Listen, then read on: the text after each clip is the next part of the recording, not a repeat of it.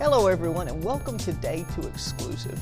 And I get a big honor and just privilege of being able to do our last show of this year for this season, for the first season, with a man that I've got to know the last few years, and just an incredible friend. And this is Pastor Don Martin of Metro Pentecostal Church. Thank you, Brother Jeremy. And I met you, I was trying to think back on this a few days ago. I met you in 2013 when you first played over at the Assembly. Oh, yes. Well, so I remember it distinctly because I played the month before you. They had me play, and then they brought in another pianist. I said, I got to hear this guy. And so I went over and I heard you, and I've been mesmerized ever since. Oh, you're kind. You're kind. And I'll always remember some of the songs that we'll have him play today, he played that night.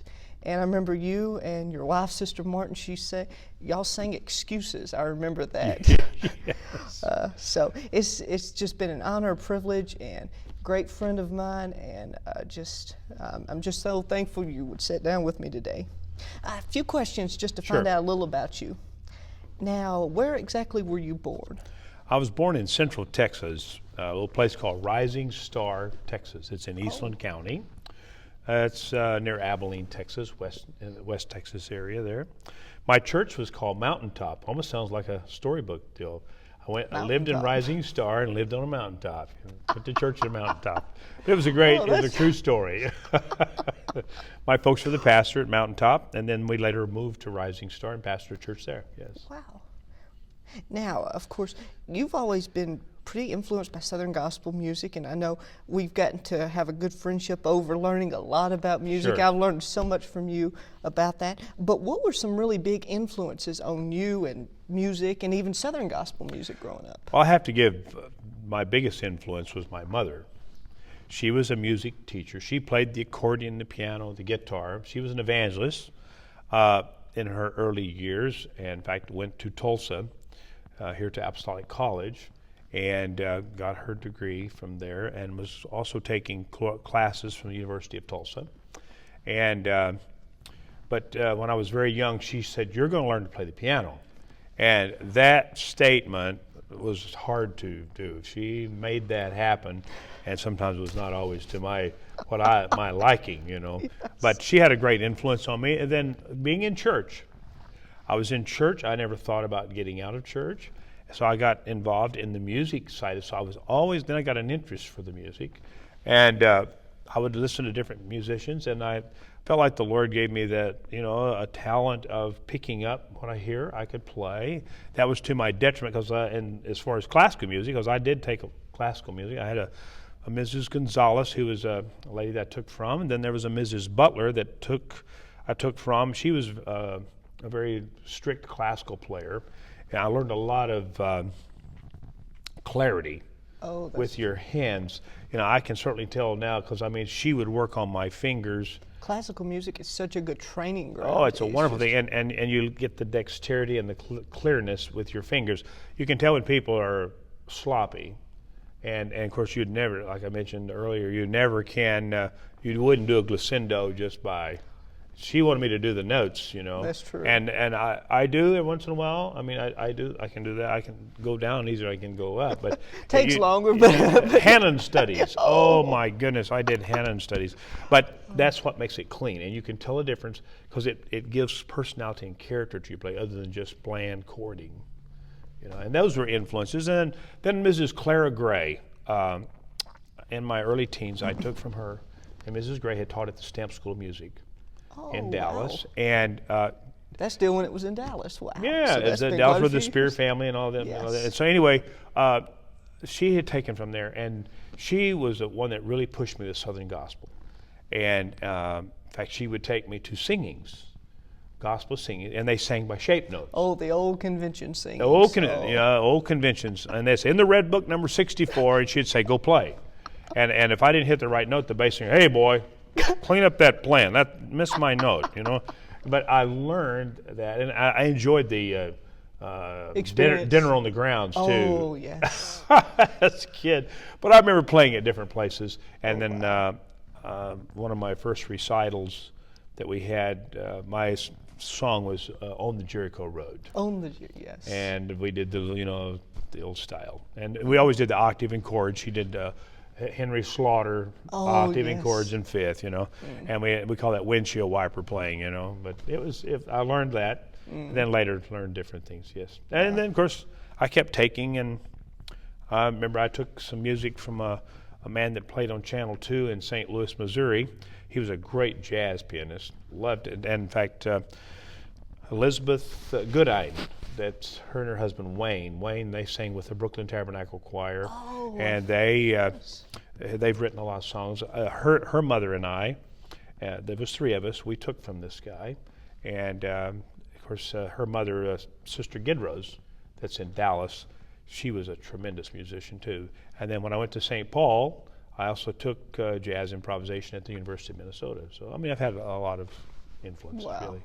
Now, I know you were talking about the old convention music. Yes. And, that is something, you can still play that, and I know a few others that can, but that's really become a dying art, so to speak, because a lot of people, I'm thankful for still the Stamp School of Music and others that still train a lot of young people in that, because it's number one, it helps for harmony, the shape notes do, and it also really helps for what I like to call sight reading and note reading. It just helps. It does. You can learn to play shape notes, you can play anything. Yeah, well, the shape notes, the singing part of it, but the biggest part to me was harmony. Oh, everything is done in unison now, and from my perspective, a lot of that is lazy musicianship. It has nothing to do with contemporary modern sound. It has to do with laziness, because my teachers, they would say, that fourth finger right there, this one, I got that finger hit more times. That is the laziest finger on your hands. Get that thing moving. And then my teacher would say, your left hand, you're really handicapped. You couldn't even open a door with your left hand. And she wasn't making fun. She said, this whole month, your assignment is, I want you to open the door. I want you to open the pages of your book with your left hand. She said, you have got to get your left hand off of park. Said, it's just dead over there, and your right hand's doing all this, and your left hand's just sitting over there. And so she made me, and she'd correct me. Nope, move your book with your left hand. I mean, at first I felt really awkward, but I kept doing it. Now I'm more ambidextrous, and now I play bass lines but it's all because of working with the left hand. One of the big things in quartet and gospel music is to play the melody. That's true. Pick out the melody, and because now they just hit a chord, and you've got to find the melody wherever it's at. So sometimes it's even off a little bit because they want it a little dissonant. Now it's a very interesting thing. You mentioning the guitar, the Happy Goodmans, and even other groups of that era. A lot of times you heard those electric guitars, and they were very distinctive, and it was not just a chord, but a lot of times it was very nice runs. Yes, I love the Magruders, and of course Larry Carter is a good friend of mine, and I have him come. And Larry did a good job of combining rock music,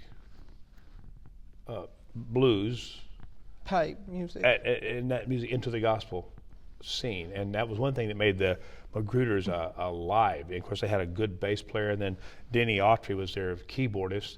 I learned a lot from him, but he was a tremendous guitar player. In fact, I think now he's a musician for that evangelist Perky. Oh, Mike Perky, up in Kansas. Yes, friends of theirs. Yes, I know them for a while. Now, of course, you talked a lot about playing in the church. Now, you were raised in the state of Texas and all that. Now, how was the transition to Oklahoma, really? Oh, okay. I'll make it quick. I left and went to Stockton, California, to go to school. What happened is I was playing at the Texaco camp. My aunt took me. My Aunt Faye Martin, that was from Dumas, would come down to Rising Star, pick me up, carry me up to Dumas to the Texaco United Pentecostal Church campground. And my first time of playing, there was a guy named Jim Bob Smart, and he said to me, can you play in the key of D flat? And I said, yeah, I think I can. And of course, I was taking music from Mrs. Clara Gray, and she made me play in all the different keys. And because sometimes we get used to C, F, and G, and if you're in the guitar scene, it's G, D, and A, or E. But anyway, so he said, please, I've got a headache, if you'll go play. So I went over there, and the lady that was to sing, she played an accordion, and she said, I'm going to sing You Never Mentioned Jesus to Me. And I remember following along. I'm sure I was not anything great, but I followed along. And so I saw her a few years ago, and I said to her, and her name was Vesta Mangan, and her son is Anthony, that pastors the Pentecostals of Alexandria. And so I said to her, I said, Sister Mangan, do you remember that? She said, darling, you know I don't remember that. Then she turned around, she said, what key was it in her typical way? I said, D flat. She said, now I know you're not lying. And she said, sure influenced your life. I said, yes, ma'am, it did. Never forget it. But that's what got me going. And I went from there. I was playing at the camp, and I was offered a scholarship to go play for a singing group in Stockton. Wow. John Smelser invited me to come. So I started on that trek, and that's where I met my wife, was in Stockton. And I've played for a lot of groups through the years. Ministry Quartet was one of the last ones I did as far as we did recordings, and Tony Roberts and those, and we did a lot of new songs. In fact, Randy Phillips wrote several songs for us. One was a Hotel Hallelujah that I can't remember the... Walt Mills actually recorded that. Was one person that did right. it. He was one of them. Well, we were the first to record it because he wrote it for us. Oh, wow. And if we'd have pushed it a little more, we could have probably been the premier group. It's called Ministry Quartet. Now, talking about a lot of what I like to call your musical career, you do a version of Three Blind Mice, and we're fixing to show you a little bit of that. And I remember the first time I ever heard you play that. Did you? And I thought, that is interesting, because I never heard anything quite like that.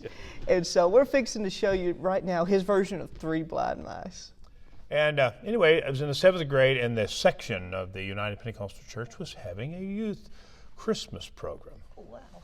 And you got to realize I had started playing when I was very young, because my mother was a music teacher, and when we moved to the little town of Rising Star from out in the country where my dad had worked in the oil field out there, my mother said, look, you got to play the piano, I'm playing the guitar, because we didn't have any music.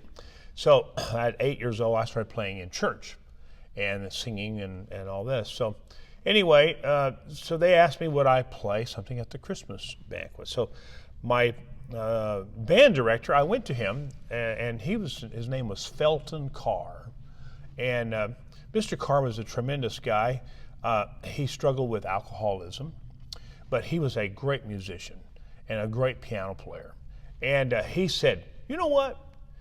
And he knew that I was raised strict in Pentecost, and he said, you know what, you ought to do something like this. So he is the one who absolutely introduced me to the concept of Three Blind Mice.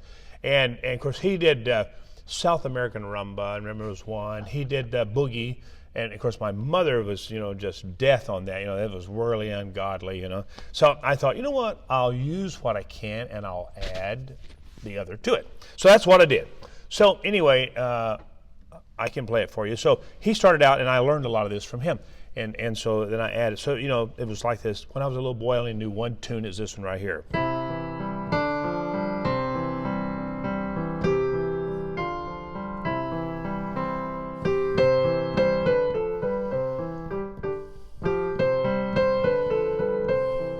And I don't usually play it all the way through, but, it takes long to.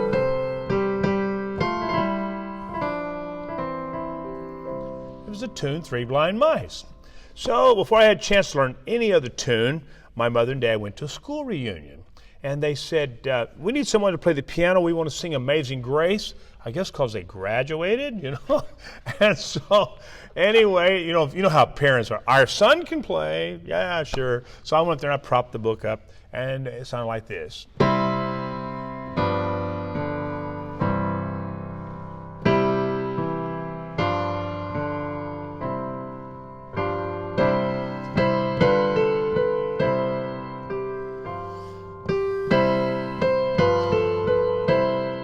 Shorten it.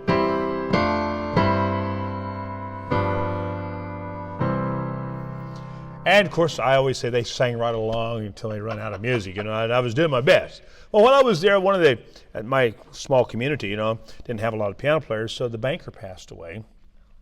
It was a big thing in our town. If you were Church of Christ, you didn't have music in the church, But if you were anything else, you had music in the church. And he was not Church of Christ, and they needed a piano player. And the one piano player that we had was having surgery in Abilene, which was near, and so they asked me, would I play for the funeral? So I said, I only know one tune. They said, that's fine. We've got to have some music. So so I went and played at the funeral, and it sounded like this.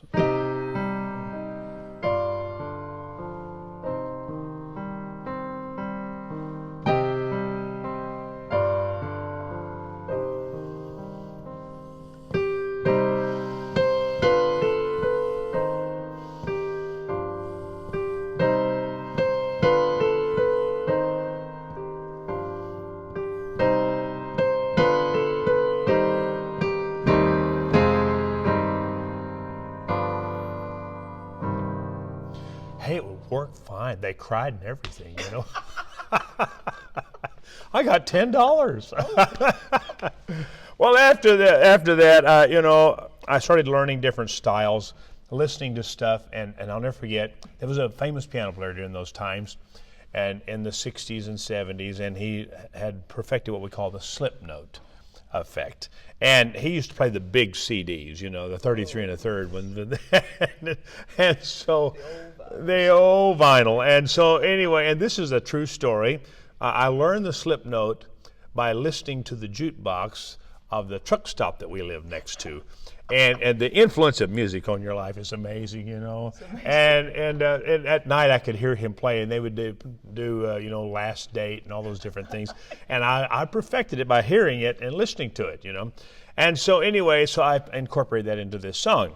And so I found out that he recorded my song. This guy, I could not believe it. You know? And it goes like this.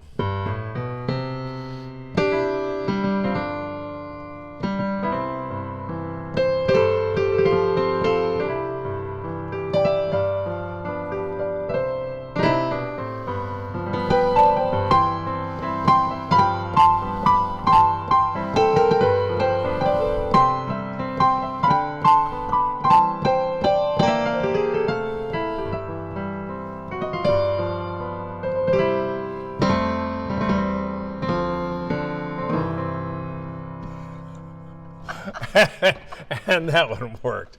Well, I went to and this is a true story too, I did go hear the Happy Goodman family when I was very young in the little town of Brownwood, where I pastored later, at the convention center there, the Civic Center. And anyway, I always watched Howard, you know.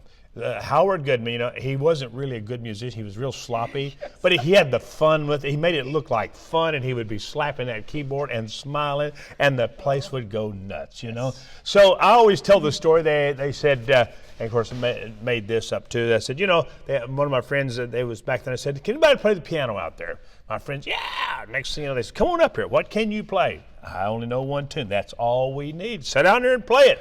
Well, I've been watching them do all this stuff, so here's what I did.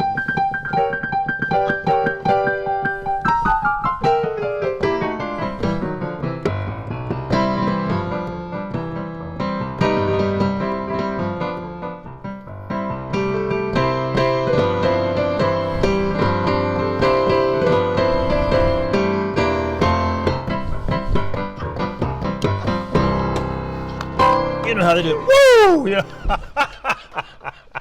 And so that's what we would do. Through the years, I've had different ones I've done. But this one I always did, like I went to conference, general conference, and they asked if I could play. And I said, I only know one tune. I said, sorry, but I'll do my best. They said, well, we got to have a song. Would you fill in? So I'm thinking, you know, what am I going to do? So.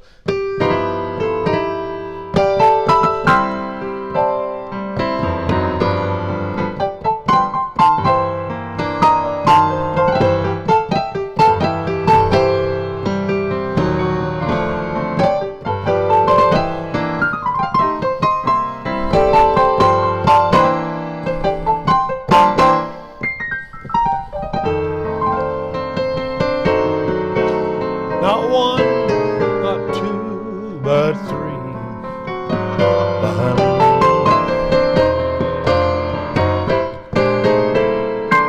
Can I get a witness? You know, and yeah, you just do those kind of things. And then the last one, and I got this from him, was I opened a little music box, And to my surprise, it had my tune. And it sounded just like this.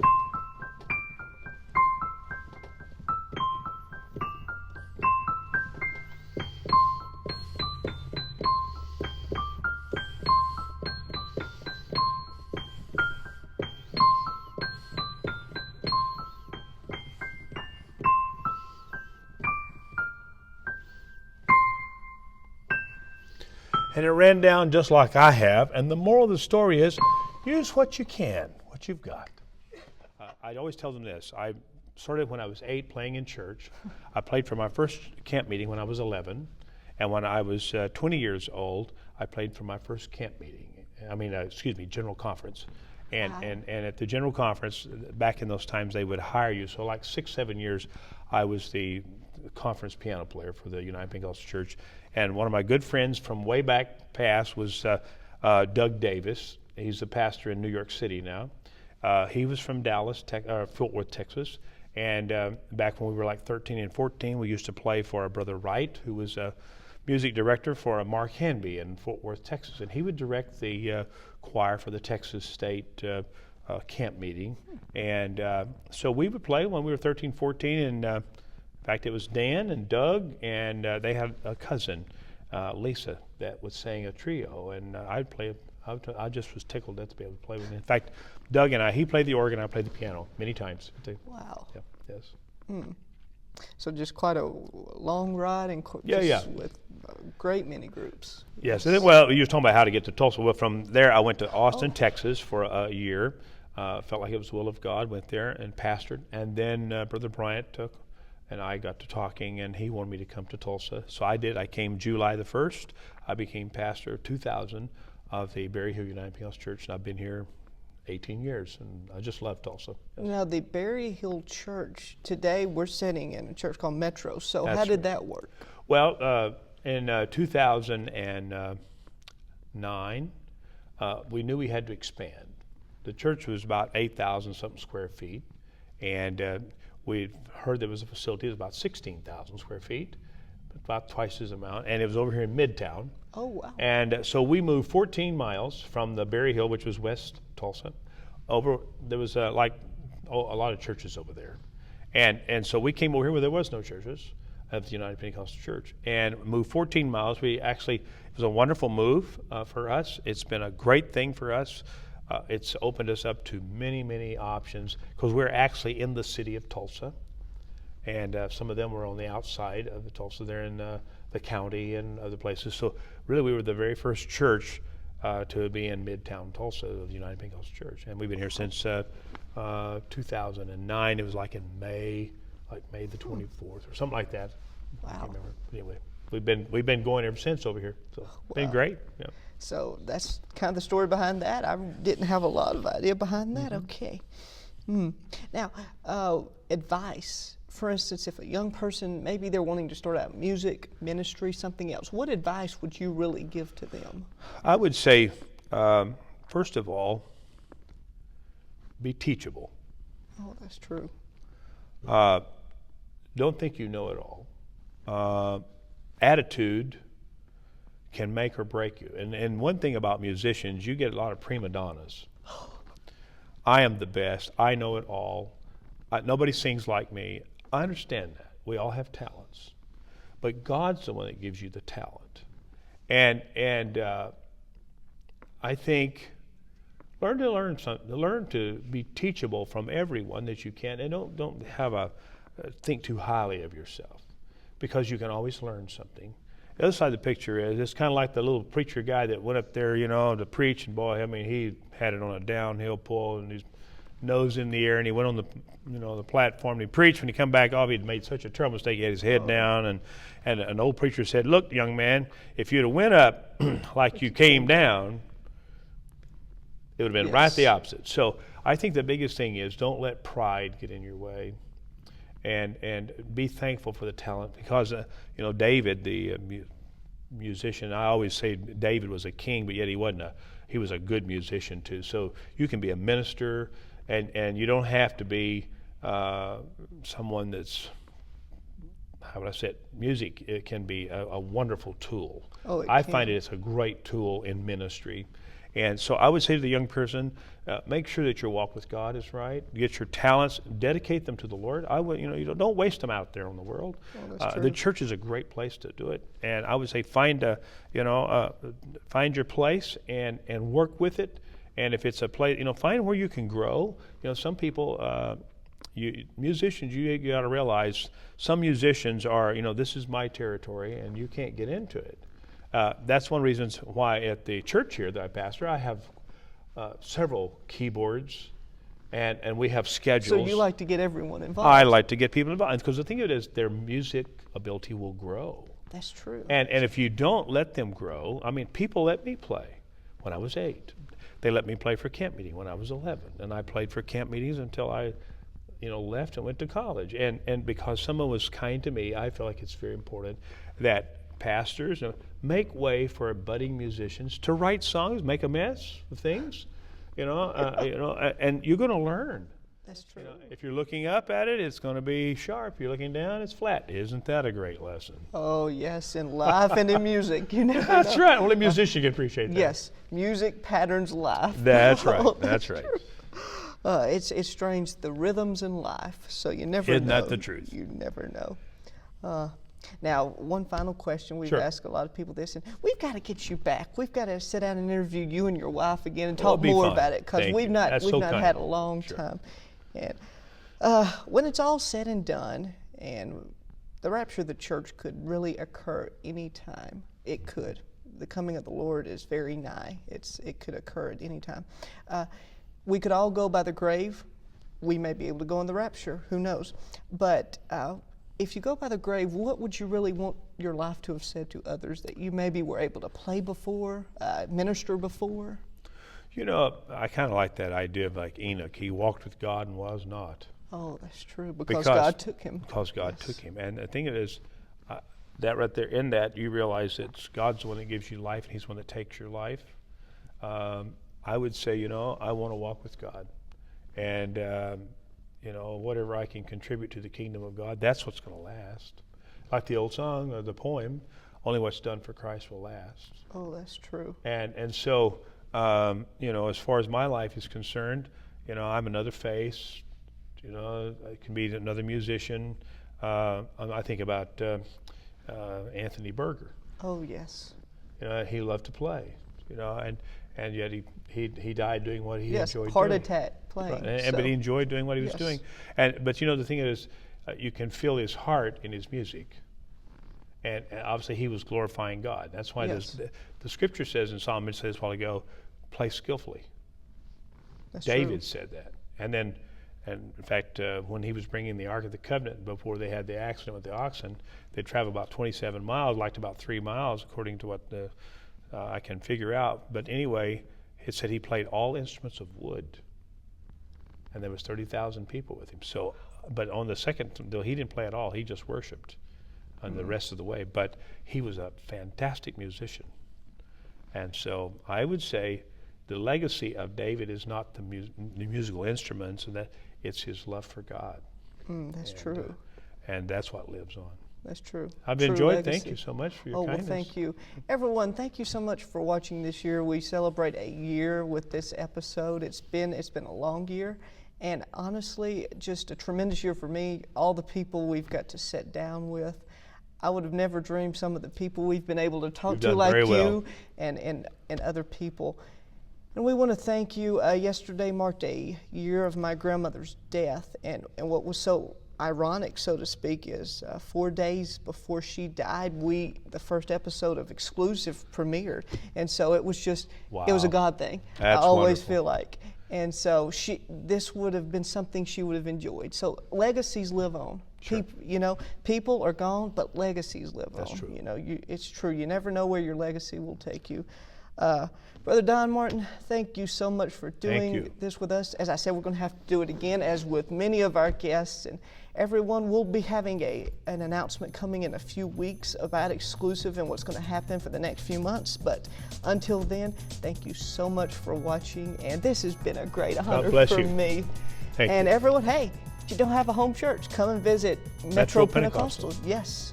Tulsa, Oklahoma. Oh, yes, come visit them. All righty, everyone. We will see you on Exclusive.